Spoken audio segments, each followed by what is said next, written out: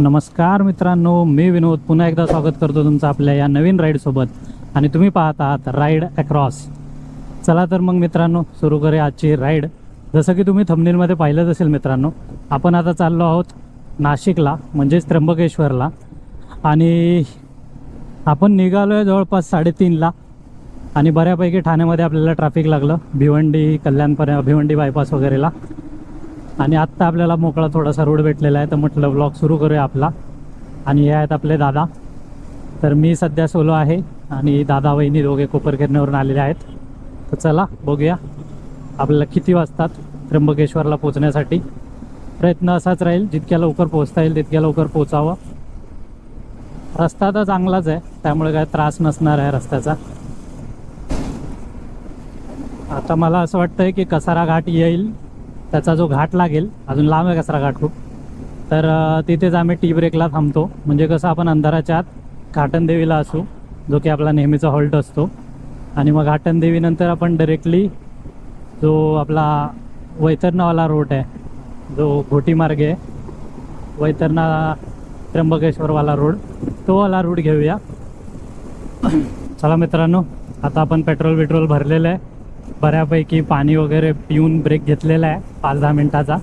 तर आता नॉनस्टॉप आपण कसारा घाट ठरवलेला आहे टी ब्रेक, जेव्हा की आता वाजले तिथे 4:30. बघूया आता कसं होत आहे. रस्ता तर एक नंबर आहे, त्यामुळे काही टेन्शन नाही. जो मेन घाणेरडा पॅच होता तिथे तर मी रेकॉर्डिंगच नाही केली. त्याची 2 कारणं होती, जसे तुम्हाला सांगितलं मी.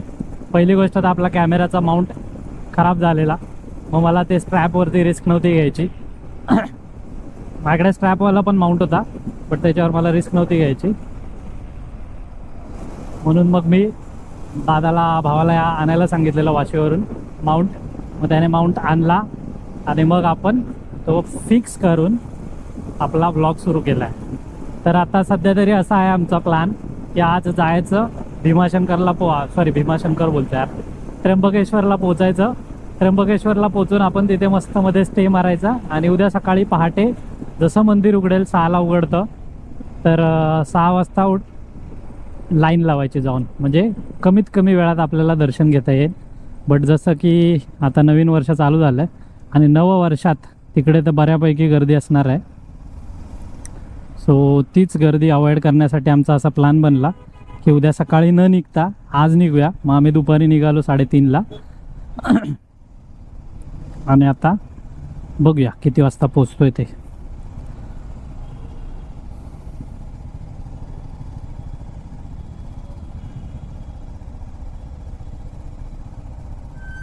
हे जे थोडे पॅच आहेत ना, ते खूप वेळ घेतात. हाच ट्रॅफिकवाला रूट घाणेरडा वाटतो. आता एकदा हे समृद्धीला निघाले बाहेर हे लोक, की आपल्याला आपला जुनावाला रोड मस्तमध्ये कसारा घाटवाला खाली भेटेल, जे की बरं होईल थोडं.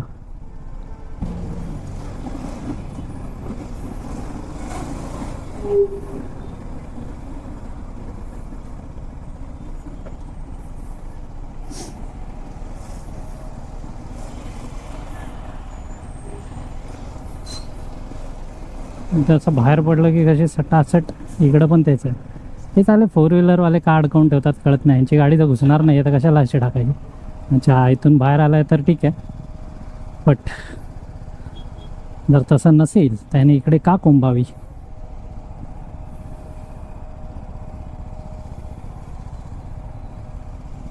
चला, काय ट्रॅफिकमध्ये रेकॉर्डिंग करणार. आपण भेटूया थोडा रस्ता मोकळा झाल्यावर. हे पहा मित्रांनो, समोर आहे आपला पडघ्याचा टोल.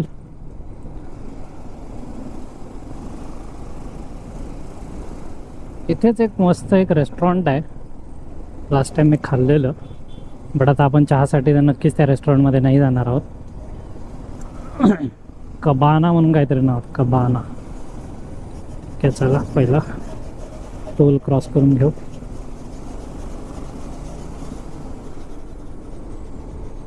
लेन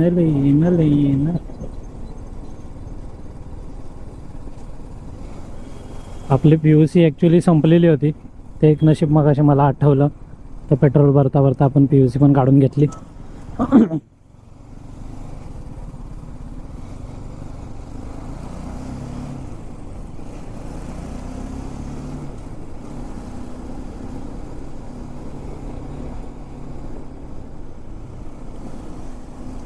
आता वाजलेत 4:45. मला कठीण वाटतंय की आपण अंधाराच्या आत कसारा चढू म्हणून, कारण दादाला आता चहा प्यायची तलप लागली. तरी त्याला मी खेचत खेचत म्हटलंय कसारा जाऊ. आताशी आपण पडगा आहे, कसाऱ्याला बघा अजून खूप वेळ लागेल आपल्याला.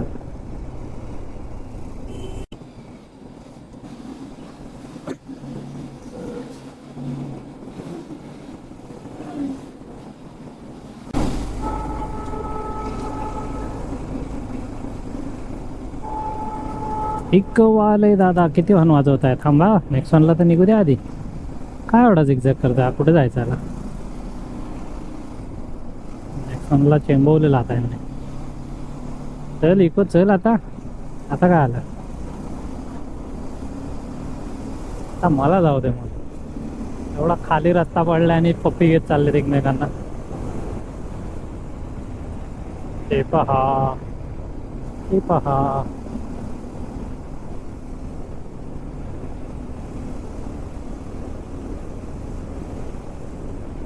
पालखीसह पदयात्रा सोहळा. बऱ्यापैकी मगासपासून आपल्याला भाविक दिसलेले आहेत पालखीत चालणारे, बट बाबांच्या पालखीचं दर्शन नाही झालं अजून. कुठे आहे पालखी? कुठे आहे पालखी? बघूया, जर जमलं तर उद्या आपण शिर्डीचा पण प्लॅन करूया. बघूया, आता दादावर आहे ते. शिर्डी जसं काय त्र्यंबकेश्वरून जास्त लांब नाही आहे. चला, फायनली आपल्याला पालखी दिसलेली आहे भावांनो. बघा कशी मस्त मध्ये गाणी लावलेली आहेत. हा हा, वातावरण एक नंबर आहे. ऊन अजिबात नाही आहे, थंडी पण हलकी हलकी आहे, जास्त नाही आहे. त्यामुळे मस्त वाटतंय. अजून एक पालखी आहे समोर. खूप साऱ्या साईबाबांच्या पालख्या निघतात. पडग्यातून पण बऱ्यापैकी निघतात. हे बघा पालखी, मस्त साईबाबांची मूर्ती आहे आणि ही पालखी एक. कुठलं मंडळ आहे? पडग्यातलंच असावं कदाचित. इंदोर 524 आहे. इंदोरला आता नाही जाऊ शकत आपण, परत कधी प्लॅन करू आपण इंदोरचा पण. तर एक नंबरच आहे, त्याचबरोबर वातावरण पण एक नंबर झालेलं आहे. आणि आज आपल्याला भरपूर पालख्या दिसल्यात सकाळपासून. कमीत कमी 10-11 पालख्या मी आत्तापर्यंत बघितल्यात आणि अजून दिसत आहेत. हे पहा बाजूला सूर्यदेवतांचं मस्त असं दर्शन होत आहे आपल्याला. आता या बाजूच्या डोंगरांमुळे दिसणार नाहीये. हे पहा,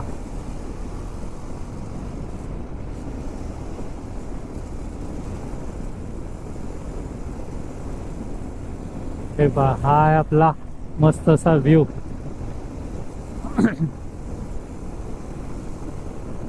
वाजलेत 5. मला वाटतंय 6च्या आतच आपल्याला अंधार पडेल. 6ला अंधार पडेल असं वाटायला लागलंय. लेट्स सी काय होतंय.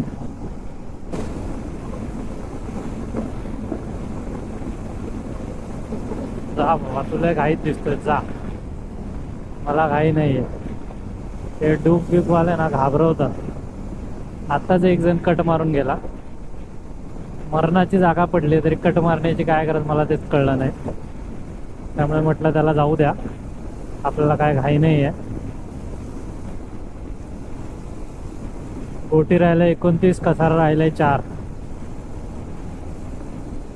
ही अजून एक पालखी आहे ज्याच्यात जेंट्स लेडीज सगळे आहेत. आणि बघा किती मस्त शिस्तबद्ध पद्धतीने चाललेले आहेत सगळे. बघा, त्या महिन्यामध्ये ना बऱ्याचशा पालख्या आपल्याला पाहायला मिळतात शिर्डीला जाणाऱ्या. आता यांचा कसारा घाट चढून हॉल्ट असेल.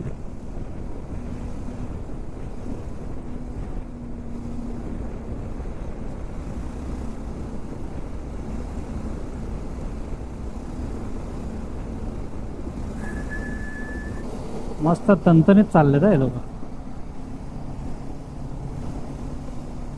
नाशिक उरलंय 54 किलोमीटर आपलं.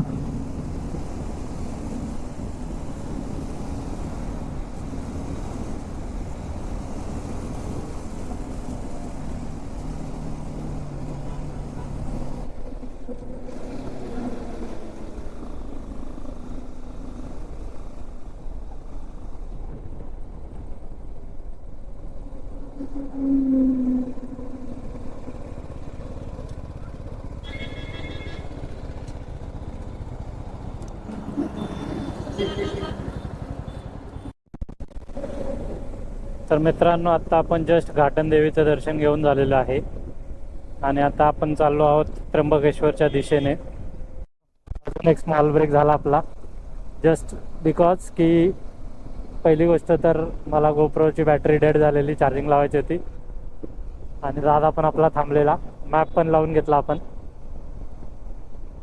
तर जसं मी म्हटलं, घोटी वैतरणा रोड आहे, तिथूनच आपण चाललो आता.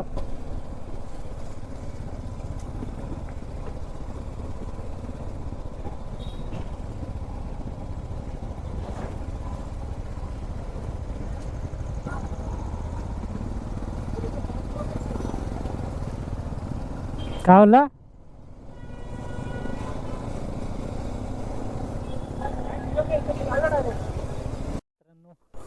इथे आपण आता थांबलेलो स्नॅक्ससाठी आणि टी ब्रेकसाठी. आपण होतो सध्या घोटी टोलवरती. घोटी टोलच्या इथेच आपण स्नॅक्स केला, कारण दादाला काही ना काय खायचंच होतं. तर म्हटलं ठीक आहे, खाऊन घेऊया. आता वाजलेत 7:20, 7:30, म्हणजे आपण 8:30 पावणे 9 पर्यंत तरी आपण पोचू आपल्या डेस्टिनेशनवरती. मित्रांनो, आपण या ब्रिजवरनं आलेलो आणि मला असं वाटतंय की आपल्याला इथून रस्ता आहे, मे बी, नॉट शुअर. हाच आहे ना? चला मग इथूनच जायचं आहे आपल्याला.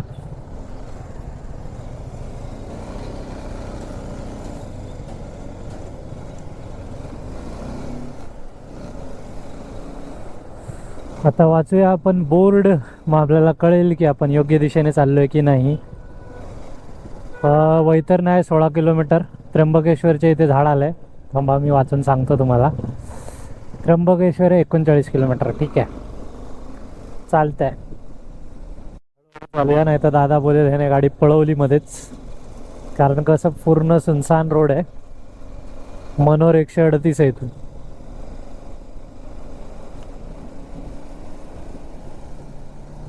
दादा सोबतच राहूया आपण, हळूहळू हळूहळू चालत.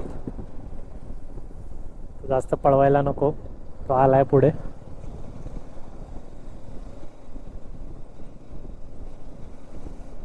त्यालाच फॉलो करूया.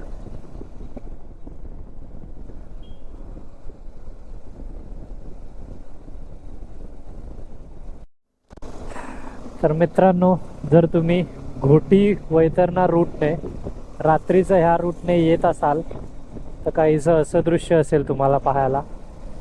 रोड मस्त एक नंबर आहे, कुठे खळगे वगैरे काय खड्डे नाही आहेत. फक्त एवढंच की थोडा अंधार आहे, म्हणजे स्ट्रीट लाईट्स वगैरे नाही आहेत. बट रोड चांगला आहे, म्हणजे तुम्ही चालू शकता, एक 40-50चा स्पीड कंटिन्यू चालू शकता. गाडीला लाईट जरा चांगली असली तर बरं आहे. आणि हा आहे बाजूला वैतरणा लेक, बघा कशी मस्त थंड हवा येते.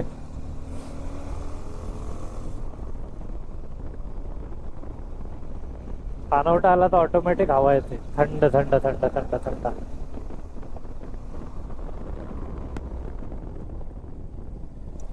हा,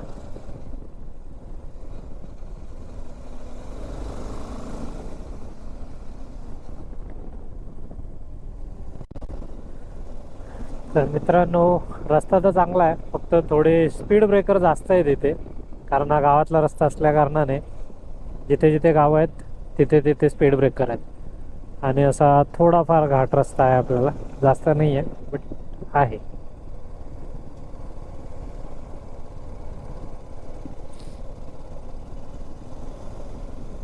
चला मित्रांनो, फायनली तो गाववाला रोड संपला आणि आता आपण आलोय मेन रोडला.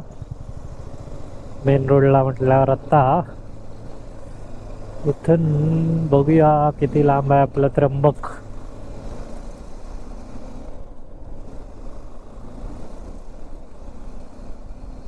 मला वाटतं जास्त नसावं, बघूया. मित्रांनो, हा आहे आपला स्वामी समर्थांचा मठ, गुरुपीठ. आपण आता बघतोय तिथे आपल्याला काय राहायची व्यवस्था होतीये का.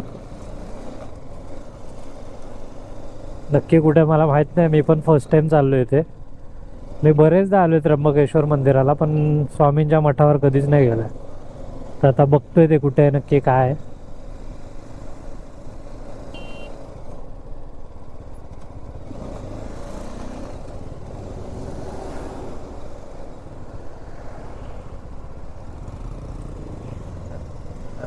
कुठे आहे नक्की?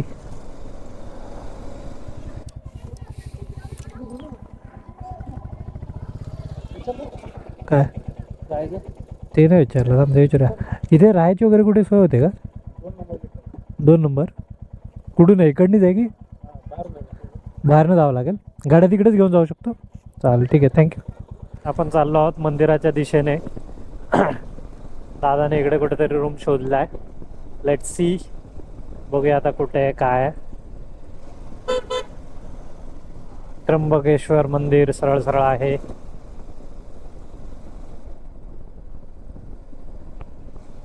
पोस्ट ऑफिस गल्ली. मंदिराच्या पाठीमागेच कुठेतरी रूम आहे. बघूया आता. हा एक त्रासच असतो नेहमीचा आपला.